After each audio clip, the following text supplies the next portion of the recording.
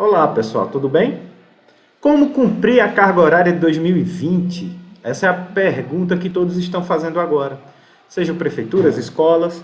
Então, como enfrentar esse desafio? A gente está aqui para apresentar uma ferramenta que pode auxiliar nesse cumprimento de carga horária para que vocês não cheguem em 2021 ainda tendo que dar aula, tá ok? Vamos dar uma olhada?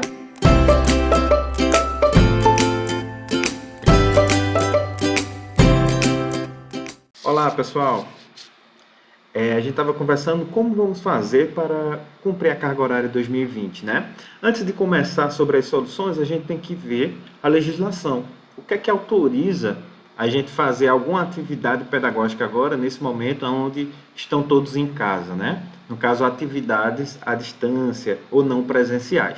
A própria LDB, no artigo 32, ela autoriza, em casos de situações de emergência, na educação básica, ter ensino à distância. Medida provisória, né, que foi agora dia 1º de abril, do presidente da República, que diz o seguinte: fica dispensado obrigatoriedade de observância ao mínimo de dias de efetivo trabalho escolar. Então, os 200 dias letivos não são mais obrigatórios para este ano.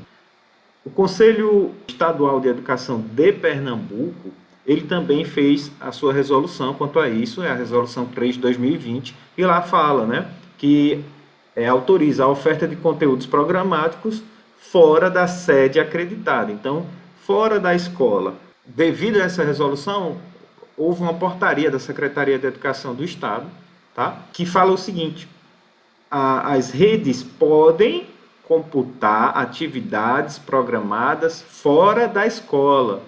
Se nós formos a fundo em todas essas resoluções, né, resolução, portaria, a gente vai ver que elas autorizam que as atividades não presenciais possam ser computadas para a carga horária do ano letivo 2020. Isso é de grande importância, pessoal. Sabe por quê? Porque se a gente pegar todos os finais de semana e feriados, talvez consigamos fazer com que a carga horária mínima seja cumprida este ano. Mas devemos levar em consideração alguns fatores humanos, tá? Exaustão do professor, contratação de pessoal, pois para fazer essa carga horária você provavelmente vai ter que dobrar o número de aulas no sentido de cumprir as aulas que não foram dadas, tá? Como assim dobrar? Contraturnos, integral, né? Colocar as turmas integrais para compensar, para poder chegar nas 800 horas letivas. Se for de forma presencial, né? Você vai ter que fazer essas formas, colocar feriados para ser dia letivo, sábados e domingos. E isso vai ter um desgaste muito grande. Só para o professor? Não. Vai ter um desgaste para as famílias, vai ter um desgaste para os profissionais de educação e principalmente o estudante. O estudante também cansa, né? Fora isso, se muitas prefeituras vão preferir ter aulas aos sábados. Vejam só, ter aulas aos sábados, primeiro que está lá nos 10 mandamentos, né? Respeitar os sábados, que é de grande importância. O pessoal trabalhando todos os sábados, qual o tempo que eles vão ter para a família deles, para as coisas que fora o trabalho, né? Então, a gente tem que se preocupar, sim, com todos que vão ficar trabalhando em todos os sábados ou domingos, tá? A gente tem que ter alguma alternativa para essas pessoas. Por quê? Não vai ser só nesse período que vai ser necessário fazer a reposição de aula. Vai ter que ser durante o resto do ano. A gente sabe disso, né?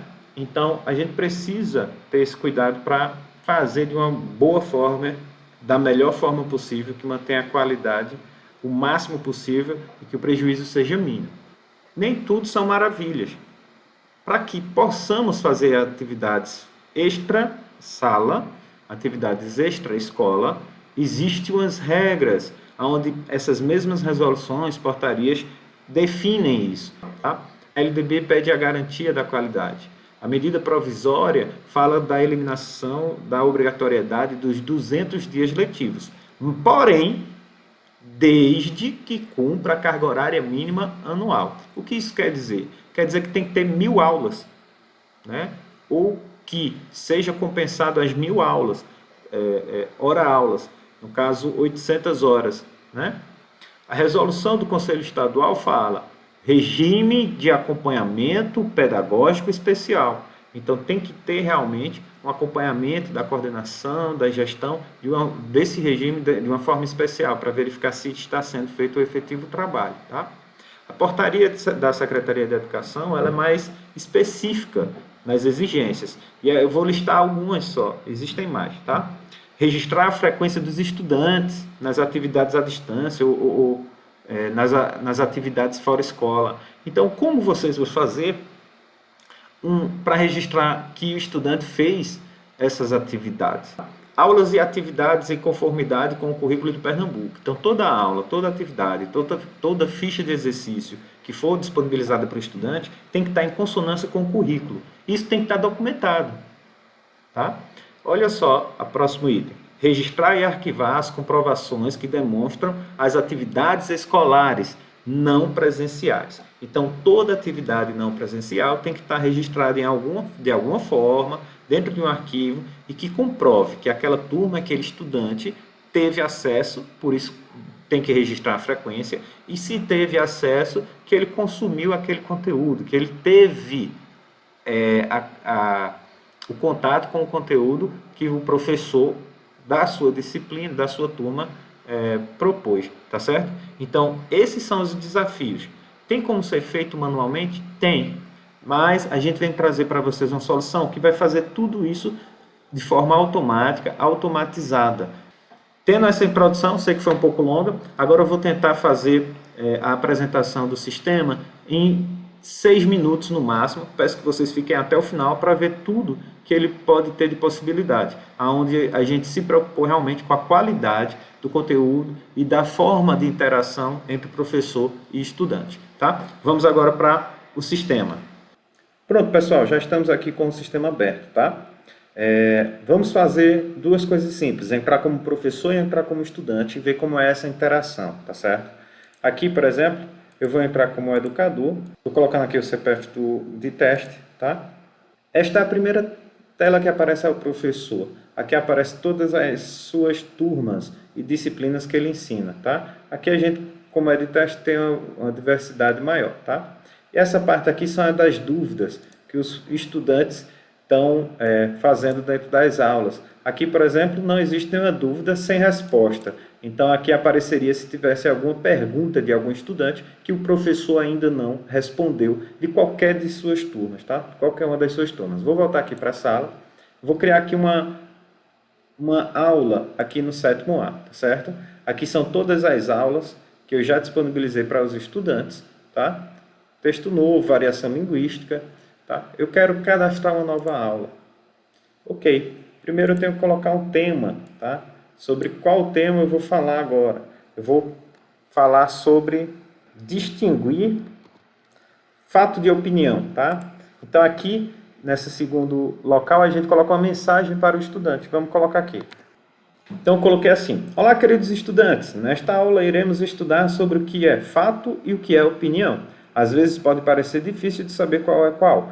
Desta forma, iremos estudar as suas semelhanças e diferenças.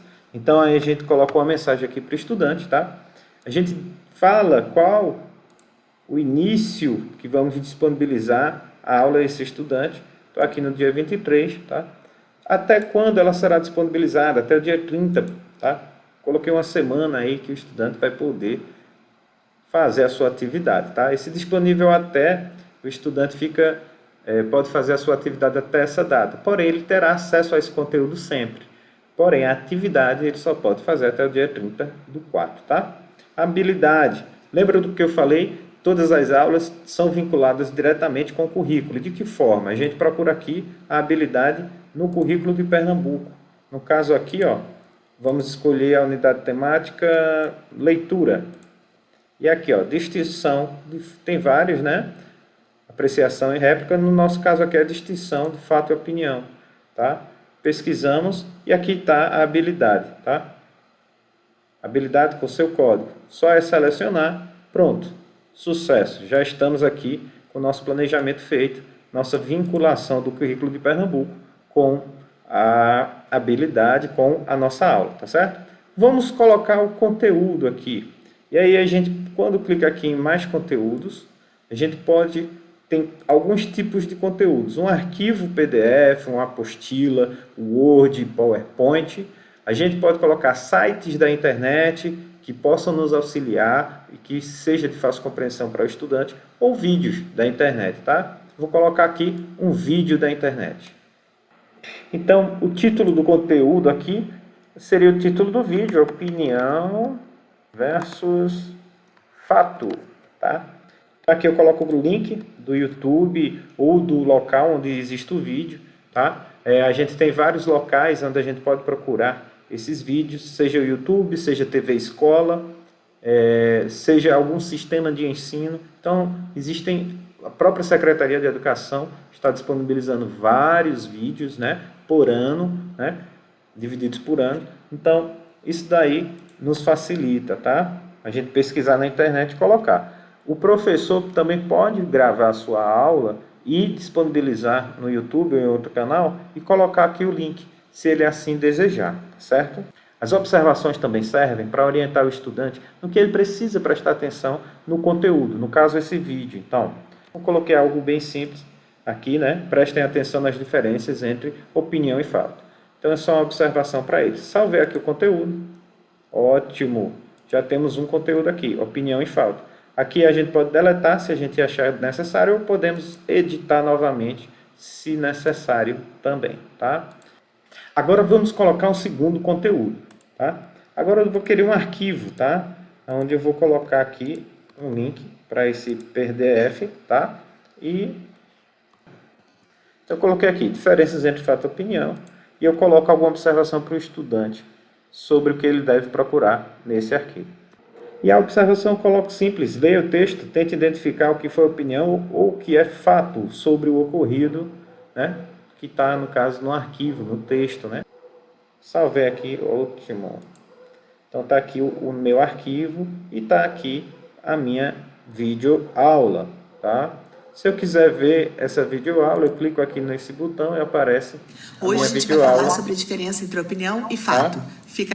E aqui, se eu clicar também, vai aparecer para mim o arquivo, tá? Para leitura. Pessoal, terminado aqui o conteúdo, a gente agora vai para as atividades. A atividade, prioritariamente, tem que ser uma atividade realizada ou feita no Google Forms. Por que isso? Porque a atividade fica interativa. O estudante pode fazer ela na internet, pelo celular ou no computador e ter um retorno dessas respostas. O bom do Google Forms é que o professor pode deixar um feedback. Se for uma múltipla escolha, a questão, se o estudante errar, ele tem um feedback ali na hora, dizendo por que ele errou aquela questão. Então é muito bacana. Existe também a parte de correção automática. O professor, se for múltipla escolha, se tiver a resposta correta, o Google Forms já nos dá a nota do estudante, sem a necessidade de correção. Se tiver um gabarito já cadastrado, tá ok? A gente vai fazer um curso sobre Google Forms para os professores, para as pessoas que vão elaborar essas atividades, tá bom? Eu vou colocar uma atividade aqui, não vou fazer o Google Forms, a gente já tem um aqui preparado, tá? A atividade no prazo, né? Então, só para a gente exemplificar. Salvei aqui, tá? Pronto, a minha aula está pronta. Já coloquei o planejamento, já coloquei os conteúdos e a atividade. Salvei a minha aula, tá? Então, distinguir fato e opinião aparece aqui, né? Disponibilizado até o dia 30/4, tá bom? Pronto, já fiz a minha aula. E eu, enquanto estudante, como é que eu vejo essa aula que o professor me disponibilizou? Vamos ver como é que entra? Ok, agora vamos entrar como estudante, para a gente ver como é que fica aquela aula que o professor nos disponibilizou. Vejam que aqui, na área de estudante, ele agora coloca a matrícula dele, tá? E a data de nascimento. ele não precisa de uma senha, só o número de matrícula e data de nascimento. Se ele não souber a matrícula, existe uma área no site onde ele coloca o nome completo, o nome da mãe e data de nascimento. Assim ele recebe o número de sua matrícula, né? Isso se ele não souber, se não tiver uma carteirinha de estudante, algo do tipo, tá bom? Vamos lá, eu vou colocar aqui os dados. Pronto, entramos na aula aqui, né? A estudante Maria do 7º A tem 3 aulas em aberto. O que isso quer dizer? Que as atividades ainda estão abertas para ela fazer. E existem também as aulas antigas, que ela pode entrar para ver o conteúdo, mas não poderá fazer mais a atividade, tá? Lembra que a gente fez uma aula sobre distinguir fato e opinião? Vamos ver como é que ela ficou para o estudante? Clicar aqui nela, tá? Aqui a mensagem do professor: olá, queridos estudantes, nessa semana iremos estudar sobre fato e opinião. Então, isso daqui foi o que a gente colocou lá, tá bom? Aqui, ó, na parte de conteúdo, o vídeo, ele já abre dentro da plataforma. Então, a gente pode acessar o vídeo, o estudante vai poder acessar o vídeo diretamente na plataforma. E lembra que o segundo conteúdo foi um documento, está aqui, o estudante pode clicar que vai abrir aqui o documento para ele poder fazer sua leitura, tá bom? Ok, deixa eu voltar aqui. E a atividade? A gente colocou, existe uma atividade aqui, e o estudante também pode clicar aqui na sua atividade e consegue acessar o Google Forms para poder fazer suas respostas. Como eu falei, já vem o nome dela, da escola e da turma, tá? Automático. Ok, ela fazendo a sua atividade, o professor recebe no seu e-mail que ela já terminou a sua atividade, tá bom? Aqui no Tira Dúvidas, o que é esse Tira Dúvidas? Então, é quando estudante tiver alguma dúvida, queira fazer ao professor, fazer uma pergunta ao professor, ela clica aqui. Muito bem. Dou OK. Opinião é algo que eu acho, então está aqui para ela poder fazer fez a sua pergunta. Veja que aqui não tem uma resposta, só tem a pergunta. Essas perguntas ficam disponíveis para toda a turma verem. Então, se um tiver a dúvida, o professor responde e os estudantes podem ver aqui no Tira Dúvida se ver se sua dúvida já foi respondida ou fazer uma nova pergunta, tá? Então, aqui ele fez a pergunta. Como é que o professor vai ver essa pergunta lá, né? Vou voltar aqui com o CPF do professor para ver aquela pergunta da estudante, tá? Eu posso ver a pergunta de duas formas. Posso entrar diretamente na aula, ir na aula, vou aqui em ver a aula, tenho Tira Dúvida. E aqui, ó, eu enquanto professor, eu posso clicar aqui em resposta e posso responder agora. Eu não vou responder, tá? Não vou responder por aqui, porque eu vou mostrar outra coisa. Se eu estou aqui com todas as turmas, né? Como eu vou descobrir ou saber quais as aulas que têm perguntas não respondidas? Existe aqui essa áreazinha, ó, dúvidas. Aqui vai listar todas as dúvidas de todas as minhas turmas, tá? Então, no 7º A, Língua Portuguesa, da Escola Tico e Teco, né? Na aula, distinguir fato e opinião, né? Que a data de conclusão ainda está por vir. Opinião é algo que eu acho. Isso é a pergunta da estudante Maria Cecília. Então, aqui eu venho aqui e tento responder para ela. Aqui, isso mesmo, que achamos é a nossa opinião, né? Eu dou OK e a resposta aqui aparece. E para estudante também vai aparecer essa resposta. Então, é uma forma de interação aí do professor com o estudante, tá? Pessoal, eu vou parando por aqui, tá ok? Mostrei as funcionalidades básicas e mostrei como nós podemos auxiliar nesse desafio de ter aulas não presenciais de uma forma onde possamos registrar, podemos linkar o conteúdo aula a aula ao currículo de Pernambuco. Também podemos colocar a frequência do estudante, sabendo quais aulas específicas cada estudante acessou, quais estudantes daquela turma não acessaram aquelas aulas. Assim a gente pode fazer uma relação dos estudantes que precisamos entregar o material impresso para ele poder acompanhar os conteúdos, as atividades, né? E também a quantidade de horas que o professor passou na plataforma, seja respondendo estudantes, seja preparando aulas, seja monitorando tudo isso, tá? Existe também uma área de coordenação, que é muito parecida com a do professor, só que também ele consegue ver todas as turmas e assim poder ver o que está acontecendo em cada turma e cada interação. Estamos prontos para atender vocês. E vocês estão prontos para dar espaço? Pois precisamos hoje, agora, dar uma resposta aos nossos estudantes, às famílias. Precisamos sim da educação nesse momento tão difícil, tá certo? Estamos trazendo essa ferramenta, ela está pronta para poder ser utilizada. Os municípios que já trabalham conosco têm a vantagem de já terem os estudantes, turmas e escolas e seus professores já cadastrados, e a gente pode funcionar de imediato, tá? Vamos ficando por aqui e até a próxima, pessoal. Um abraço.